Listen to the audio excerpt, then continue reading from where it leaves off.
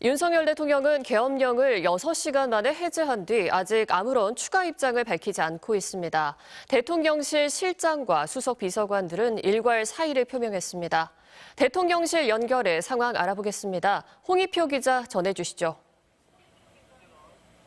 네, 윤석열 대통령은 오늘 새벽 4시 20분 국회 요구를 받아들여 비상계엄을 해제한다고 발표했습니다.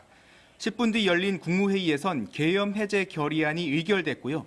다만 계엄 해제를 다룬 국무회의는 윤 대통령이 아닌 한덕수 국무총리가 주재한 것으로 확인됐습니다. 정진석 비서실장과 신원식 국가안보실장, 성태윤 정책실장 등 대통령실 3실장과 수석급 고위 참모진은 오늘 아침 일괄적으로 사의를 표명했습니다. 다만 윤 대통령이 이들의 사의를 받아들였다는 소식은 들리지 않고 있습니다.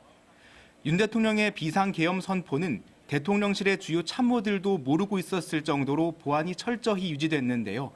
윤 대통령이 대통령실 브리핑룸에서 긴급 담화에 나선 건 어젯밤 10시 23분인데 불과 40분 전쯤엔 대통령실 안팎에선 윤 대통령이 긴급 담화를 준비 중이라는 소문이 돌았습니다.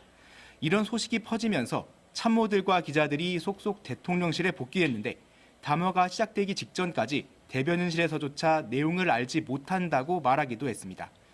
윤 대통령은 계엄을 선포하며 탄핵안과 예산안 감액을 주도한 야당을 겨냥해 파렴치한 종북 반국가 세력이라고 원색적인 비난을 퍼부었습니다.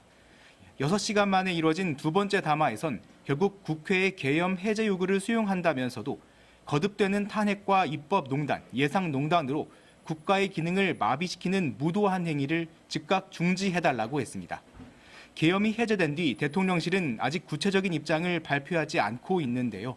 비상계엄 해제 이후 윤석열 대통령의 첫 공개 일정이었던 마약류 대응 상황 점검 회의는 수년됐습니다. 당초 윤 대통령은 오전 10시 대통령실에서 직접 회의를 주재할 예정이었는데 비상계엄 사태의 여파로 앞으로 윤 대통령의 일정에는 적지 않은 차질이 빚어질 걸로 보입니다. 새로운 소식이 들어오게 되면 다시 전해드리겠습니다. 지금까지 용산 대통령실에서 전해드렸습니다.